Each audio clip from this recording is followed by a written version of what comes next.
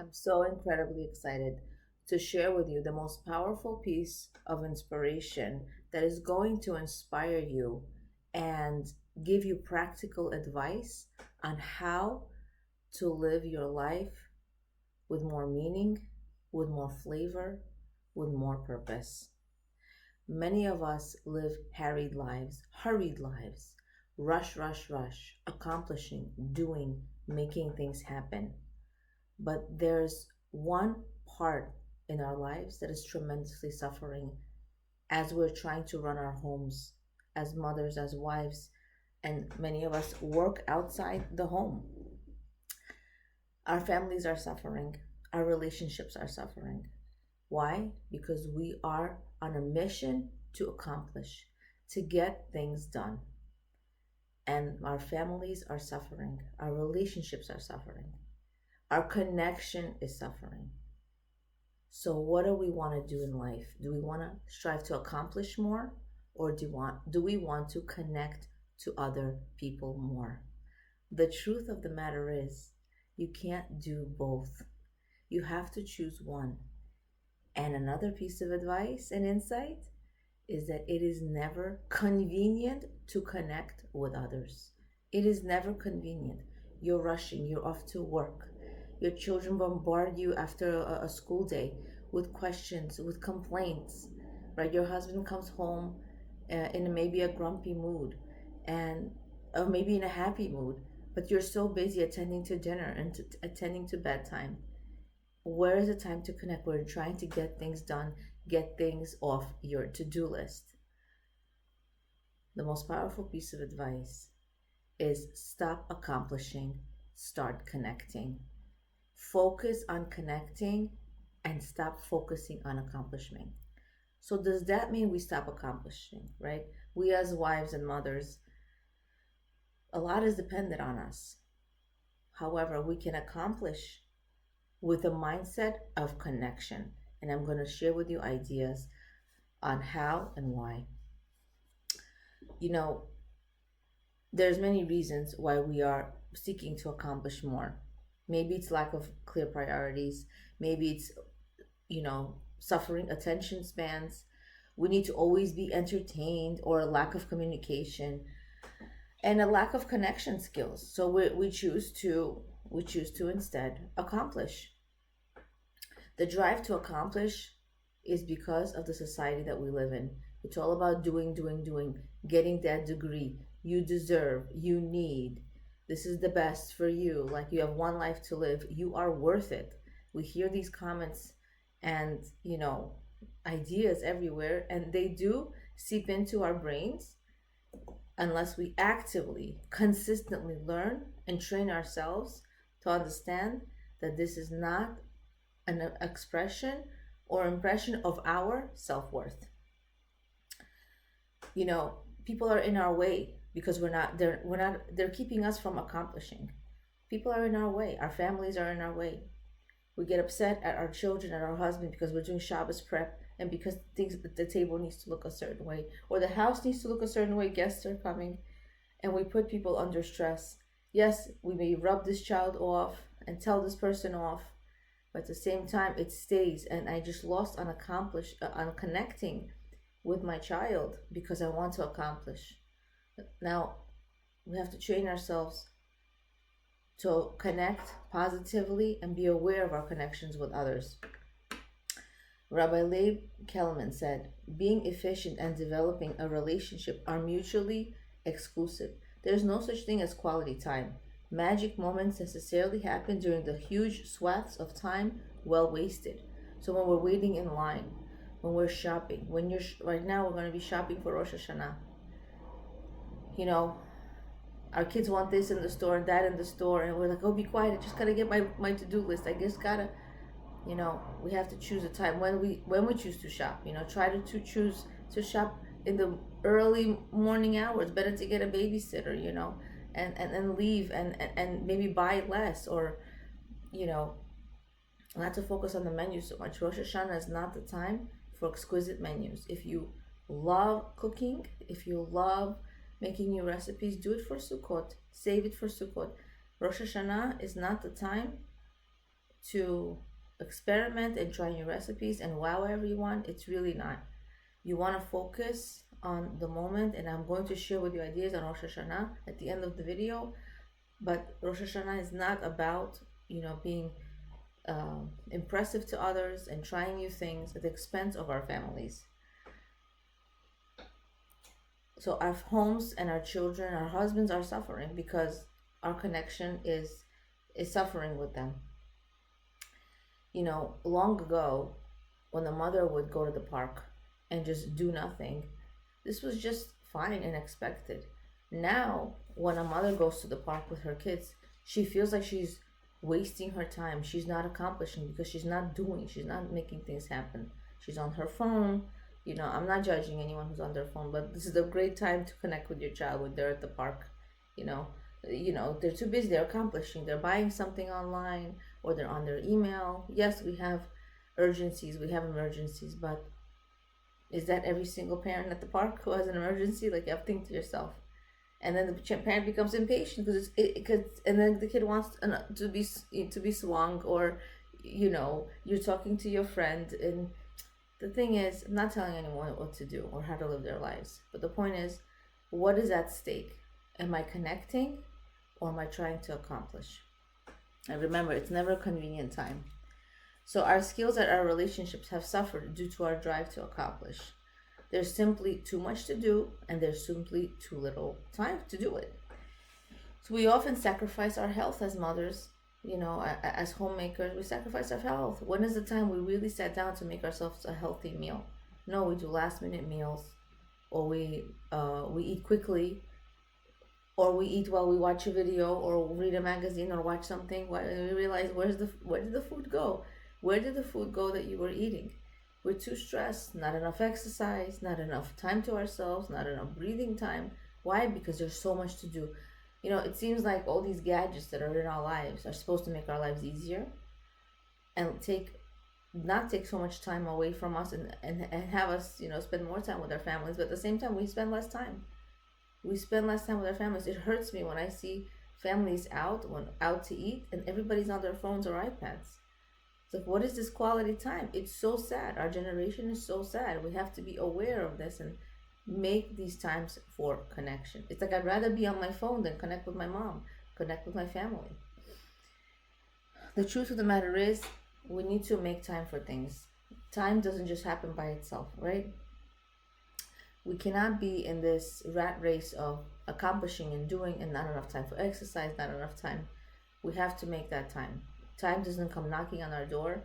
I know the busy people, really busy people, and for some reason their life circumstances change where they have a lot more time, and they still consider themselves busy, and they don't make time to allocate their time to exercise and take care of themselves, because they're just so used to the rat race.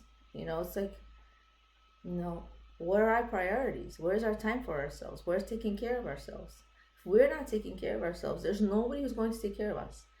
And your home needs the foundation of a mother who is calm, who's composed, who is healthy. Because when you're happy and healthy, your family is going to gravitate towards you and be happy and healthy. Now, we're not perfect, but the point is to strive towards that way. Our family will realize and will notice, wow, mom is calmer. Oh, wow, we're eating healthier, and we'll take an example. So we need to be that example. The worst thing to do, Chazal teach us that one of the worst ways to be in life is be on autopilot and not think about what we're doing. Even if we think we're doing good things and productive things, right? We're making a blessing, it's on autopilot. We're dressing modestly, on autopilot. We're keeping kosher, cleaning greens, on autopilot. We're going to shul and praying, on autopilot. And that's the worst thing. You do not want to live your life like that. Even if you look religious and observant, where's your thoughts? Is your thoughts on autopilot? This is the way I am? No. Life is much more than that. So we want to make sure that we're thinking about what we're doing, and not pay the price of disconnecting from our families. And it's a heavy price we will pay for that. If we don't pay attention to our families, our relationships with our husbands will suffer. Our relationship with our children will suffer. Then we wonder, they're teenagers, they don't listen to us. Yeah, because you never made time for them, or you were always busy, or you hired babysitters. Some people pride themselves on, oh wow, look at her, she's so successful, she makes so much money. And I always question, does she spend time with her family? Is she a homemaker in her home? And I hope she is. But it's very hard to do both. Number one priority is your children need a mom, your husband needs a wife. And if you're not home, and if you're not taking care of them, if you're not connecting to them, being available, we can't be perfect. But the point is to try and to be there for them. This is what they will remember. The more we feel, the more we do, the more we feel better about ourselves. The more I check off stuff on my to-do list, the more I feel better about myself. And this is not the way to live life, because that is not your self-worth. If you have accomplished X, Y, and Z today, that's because Hashem gave you the energy, the capability, the time to do it. If you twist yourself into a pretzel and make that time, it just won't happen. It's funny because when I was trying to record this video a few days ago, and I just had a certain amount of time to record it before my kids came home, my computer had to reboot. I could not record at all, and I really, really wanted to record, and I really prepared, and I was so excited to share this idea for a while, and I said, finally, I'll be able to. And this was not in Hashem's plans for me. I was definitely frustrated. I said, oh my goodness, I really tried. But then again, I said, Leah, you just work here. You just live your life. You try your best. Hashem decides when it will happen and if it will happen. And I said, this is exactly what I'm trying to give over. Stop accomplishing and connect. I really try to connect to my family, but sometimes the drive to accomplish it gets to every single one of us. And we need to remind ourselves that it's not up to me to accomplish. It's not up to me to make things happen. And it also became part of our Shabbos prep. Now we prepare for Shabbat. We're rush. Believe me, I'm talking to myself as well. And we want to make that last minute dish, and we want to impress, or we want to try, or we want to, and are our children suffering? Are our husbands suffering? Right? Are we telling them off? We have to understand that Shabbat is not about rush. Yes, we're all rushing at the end, trying to make things happen, but let's not do it at the expense of our families. Let's try to do things earlier. Let's try to do things calmer and take less on ourselves. Just tell your family they will eat more challah if they're hungry on Shabbos. That's what Rebbe Schwartz said to her family when she was raising them. They'll eat more challah, and it's okay. They'd rather see a happy mom than a frazzled mom, a moody mom, and a mom without a smile on Shabbat. Okay. So, unfortunately, the greatest devastation from our addiction to accomplishing is, who's suffering the most is our husband. We're doing everything for our husband anyway, right? We're serving, we're preparing, we're shopping, we're mending, we're taking care of the house. It's all really for our husband to love our life together, peacefully, happily, for the home to function. But we forget that it's for him, and we're doing, and he's, there's no connection. We know that in marriage, emotional connection to a husband is number one, not the physical. Meaning, when he comes home, am I turning off the oven? Am I stop washing the dishes? Am I greeting him? Is that's showing connection. Now, it doesn't mean you spend 10 minutes with him at the door, but you show that you greeted him, he's important to you. And this sends a loud message to him. When all day he's running after things. When he comes home, we need to run to him, right? The family needs to greet him. Things need to come to him. But at the same time, what are we doing sometimes? We're washing dishes, we're cleaning, we're doing homework help with our kids. Our husband is our top priority. And we need to understand that, after 120 years, what you will wish for the more, is not wasting your life in the office, learning new recipes, cleaning the house more, and organizing and cooking more. You will say, I wish I spent more time with my family. I wish I spent time connecting with my family. You will never say, I wish I accomplished more, because that's not what's important. But we just get carried away, and it's not our fault. We need to constantly remind ourselves that this is much harder for us. Our generation, it is much harder for us. But if we constantly work on ourselves and remind ourselves, we'll be more conscious of it. Will you be perfect 100% of the day? You won't. But at least you'll be more connected to your family, more and more.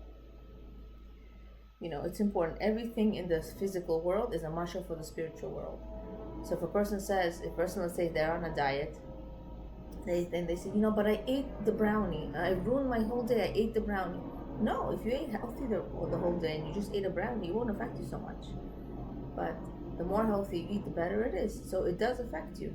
In the same way it affects us spiritually and emotionally. Everything that we take upon ourselves, the more we do it, the more it affects ourselves. And the more we reverberate positivity towards our family.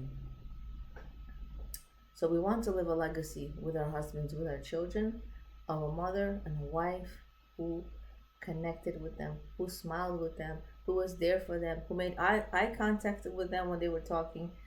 So in this way, we have intimate relationships with our husbands, with our children. We don't want to look at them as an impediment of if they're holding us back from things, right? We might be annoyed at their behavior. We might bear a grudge in how they're treating us. Maybe children are being disrespectful, or make a face, at other obstacles that keep us from our relationships, from being at peace. However, it is easier for us to fix or mend or tidy up our closets and organize our kitchen cabinets than it is to tidy up our relationships. How often do we get into arguments with maybe our spouse, or we get upset at our kids, and then we're on our phones, and then we're watching something, or why? Because we want to distract ourselves. Like, it's better for us not to deal with this right now, right? And yes, sometimes it is better for us not to talk about it, give yourself time to breathe, time to think. But at the same time, make sure to reconnect with your families.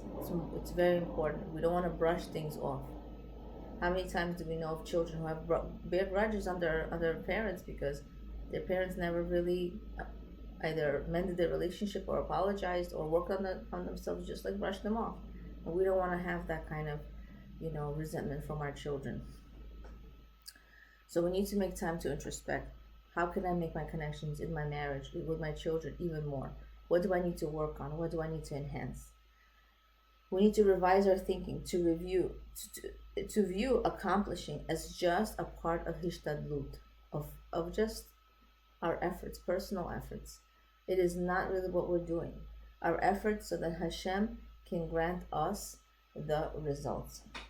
So we know that it is not up to us to make things happen anyway. As long as we attribute our accomplishing and gratitude to Him for making this happen, then we will get full credit anyway for accomplishing. So if I thank Hashem, thank you so much for giving me good health today.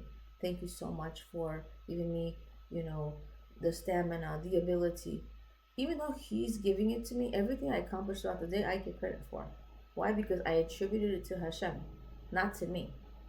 Rabbi Leah Khan gave a beautiful shiur, and he said this insight on thanking Hashem. It's different from thanking other people. When you thank other people for something that they did for you, for example, your friend gave you $1,000, let's say, and you said, thank you, can I get more? And the person's going to be like, what? Like, you are so selfish, or that's not how you do things. That's not really being grateful. You're just asking for more. But from Hashem, that's what you need to do. You need to say, you know what? Thank you, Hashem, for closing on this business deal, for helping me, giving me insight, helping me overcome this challenge, or please continue to help me to make my business thrive. Or if you closed on a house, thank you, Hashem, for this opportunity. It should continue to be successful. It should be a smooth move. Or you passed a test. Whatever it is, you acknowledge that it was Hashem that was involved. And furthermore, you say, please give me more. Thank you for giving me good health. Please give me more. Continue to keep me healthy. Why? Because I'm telling Hashem, I know it's because of you. I know it's not because of my efforts, and I know that I can't do it without you. So it's very important for us to remember that Hashem is involved in every nook and cranny of our lives. And the minute we think we're doing it ourselves, Hashem lets us think that way. But in the end, we'll still come run to Him. God forbid, when we're desperate. So why not attribute everything to Hashem now? And this is how we want to live Rosh Hashanah and start Rosh Hashanah. Rosh Hashanah means the head of the year. How do we start the head of the year? It doesn't mean New Year. It is the head of the year, Rosh, head. How do I start my year? With what mindset do I live my life with? Do I live my life with accomplishing? Do I live my life with doing? Or do I live my life knowing I'm here just to connect? Connect to myself, connect to others, connect to Hashem. You can't connect to Hashem if you have arguments with others. You can't. Hashem says, get along with my children. And if you get along with my children and give in to them and make shalom with them, you'll be able to understand me and make shalom with me and my ways. So we want to understand that this is how we want to spend Rosh Hashanah. So what would our lives look like if we gave ourselves full permission to do less and connect more? So instead of rushing off your 6-year-old to brush their teeth and getting all rattled up because you said it so many times and it's bedtime and they should be in bed by now, look at your child for 3 seconds. Smile and acknowledge the smiley face or sticker their teacher put on their work and tell them how proud you are of them. You're washing dishes and your teenager tells you, oh mom, this is an opportunity, I want to go to this concert or whatever. And instead of brushing them off, smile and say, we'll talk tonight about it. It only took 2 or 3 seconds. It'll probably take more energy to tell them, you have so much to do, you're so tired, and how can they be insensitive? And they need to start helping, right? We get overwhelmed, but we need to understand that I want to connect versus accomplishing. And it really doesn't take so much time. And it's just about intention, our trying, and our family will see that we're trying. And remember, it's never a convenient time to connect, right? So my tip for you is to remember the affirmation, I choose to connect in every moment of my life. I choose to connect in every moment of my life. You want to write it in front of your dishes, in front of your sink, when you're washing, somewhere where you could remember, or on your phone. I choose to connect. We want to choose to connect. I choose to connect in every moment of my life. So now I want to share a little bit about Rosh Hashanah. The ideas of accomplishing and connecting I learned from Leah in the book Marriage Secrets. So it just has huge impact on me, and I said I really need to share it with others. Okay, so we know that Elul is a time that we're in, and Rosh Hashanah is about the head of the year. Elul is extremely magical. It's its own magic. Every month has its own magic. But whatever you accomplish in Elul, you cannot accomplish in any other month. Elul is a gift from Hashem because Hashem wants us to succeed and come into the Rosh Hashanah, our new year, the head of the year. He wants us to succeed. He wants us to have a clean slate. And so he says, I'm there for you. I'm sitting right next to you. Just tell me what you want. Tell me that you want a connection with me. Tell me that you want forgiveness, and tell me how sincere you are to want to connect to me more. I hear you, my sweet daughter. I hear you. I want to be there for you. I want you to succeed. I'm soaring. I'm rooting for you to soar and succeed. So we want to capitalize on this month. And the smallest thing we accomplish, it's actually accomplished so much more. Like it's like give Hashem the size of a needle. Just try. He'll help you overcome the challenge. He'll give you the stamina, the ability in a great way. So we want to thank more. We want to give more genuine compliments. We want to be mindful and present and grateful for every day, for every simple task. Hashem is crowned as king on Rosh Hashanah. And it's not about the food. And you cannot come to Rosh Hashanah barging in. You cannot come unprepared, just like for Pesach, You cannot just come in. You have to be prepared for the whole month. And we have just a few days before Rosh Hashanah. Take it easy on the recipes. Take it easy on the tablescapes. It's really not so important. And it's the Yetzer Hara who's telling you to concentrate on that and wow your guests versus taking time to introspect and say, you know what, Hashem, you are my king. I'm crowning you as king. I'm accepting my circumstances in my life. All the people in my life are people I need to have to become great. The circumstances I have to become great. Everything. I'm crowning you as king. I'm not blaming and complaining.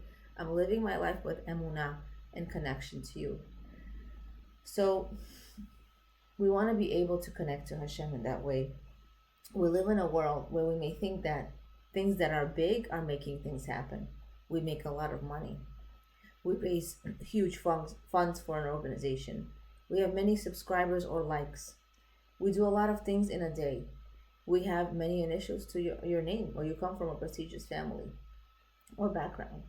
We live in a world of drama, shaking things up. Trailers for movies have to make a big splash to make you watch it.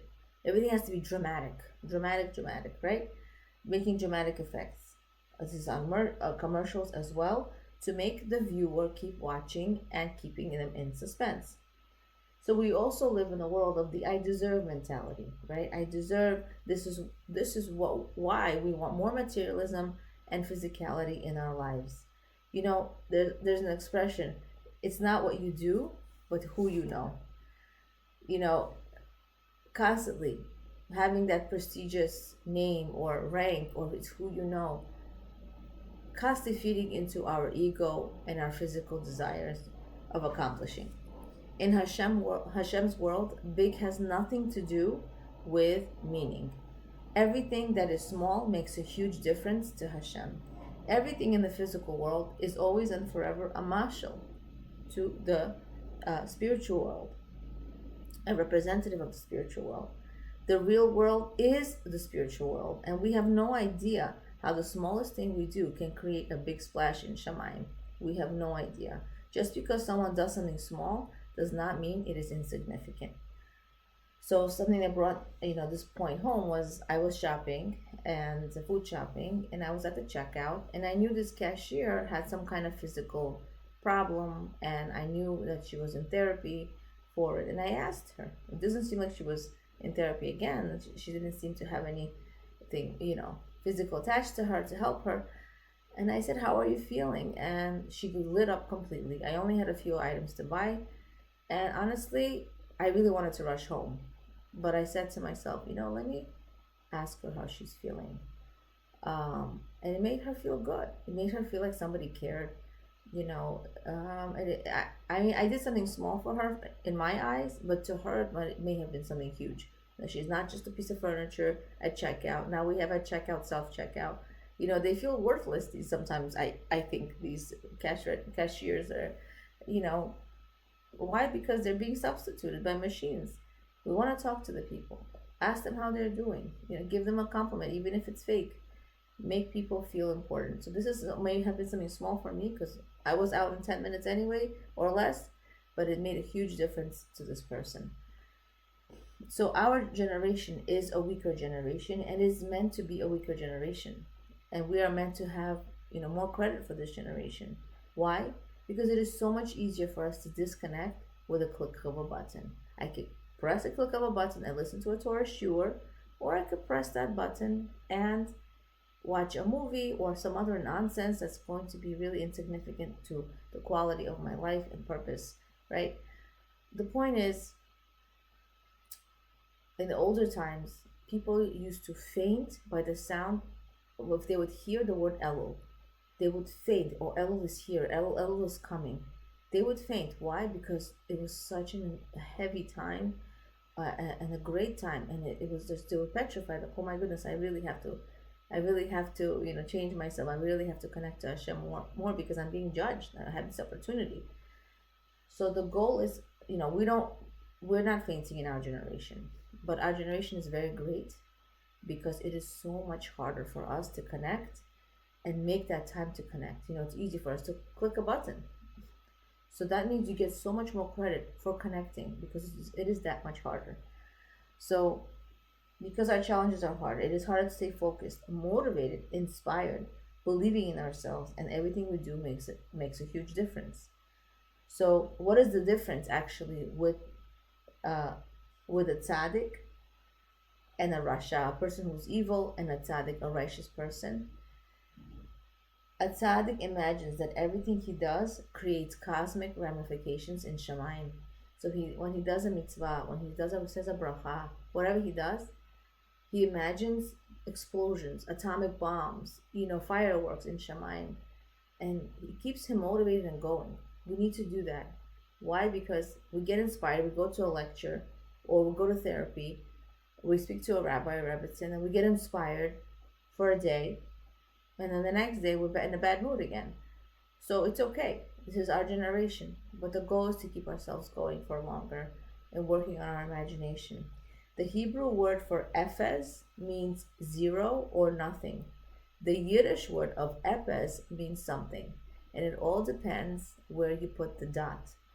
Nothing turns into something. So really, it's all about perspective. It's all about how we connect and what we choose to make something out of nothing. It's interesting because when I was preparing this, it's literally from Hashem. As you know, I am a school teacher. I teach special needs kids. And my principal put this quote in our day book where we read, the reminders for the day. And it said the following quote by Robert Bolt: "Enjoy the little things in life, for one day you may look back and realize they were the big things." I hope that with this video we are able to accomplish with the insight that I'm connecting, and with this Rosh Hashanah appreciating the insights of Rebbe Esther Schwartz. This Rosh Hashanah we will live the head of the year more mindfully, full of connection to ourselves, others, and Hashem. Leah Abramov, being and becoming, awakening awareness of your greatness and potential.